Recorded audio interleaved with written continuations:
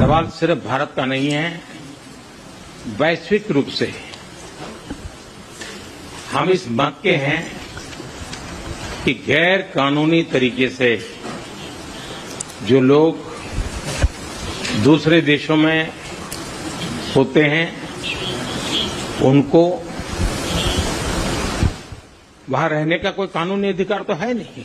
हमने हमेशा कहा है कि जो वेरीफाइड होगा, कि जो सच्चे अर्थ में भारत का ही नागरिक होगा, वो अगर अमेरिका में गैर कानूनी तरीके से रहता है तो उसको वापस लेने के लिए भारत तैयार है। ह्यूमन ट्रैफिकिंग में जुड़े हुए पूरे इकोसिस्टम पर हमने वार करना चाहिए। अमेरिका और भारत मिल करके हमारी कोशिश है और हमारी कोशिश रहनी चाहिए। Prime Minister, the US is giving a lot of push to curb illegal immigration, and India has been cooperating on this issue. How does India see this issue in the larger context? Thank you. सवाल सिर्फ भारत का नहीं है, वैश्विक रूप से हम इस मत के हैं कि गैर कानूनी तरीके से जो लोग दूसरे देशों में होते हैं उनको वहां रहने का कोई कानूनी अधिकार तो है नहीं।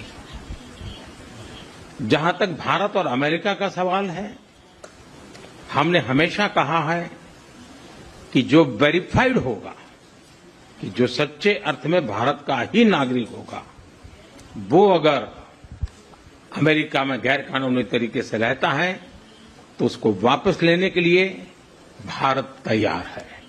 लेकिन बात हमारे लिए वहां से रुकती नहीं है। ये सामान्य परिवारों के बच्चे होते हैं, उनको बड़े बड़े सपने दिखाए जाते हैं और उनको ज्यादातर ऐसे होते हैं उनको गुमराह करके लाया जाता है। और इसलिए ये ह्यूमन ट्रैफिकिंग में जुड़े हुए पूरे इकोसिस्टम पर हमने वार करना चाहिए।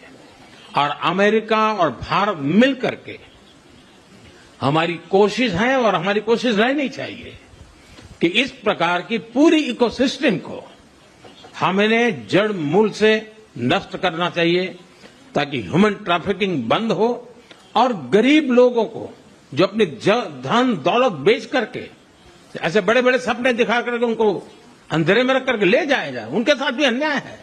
और इसलिए हमारी बड़ी लड़ाई उस पूरे इकोसिस्टम के खिलाफ है और मुझे विश्वास है कि राष्ट्रपति ट्रंप भी इस इकोसिस्टम को खत्म करने में भारत का पूरा सहयोग करेंगे।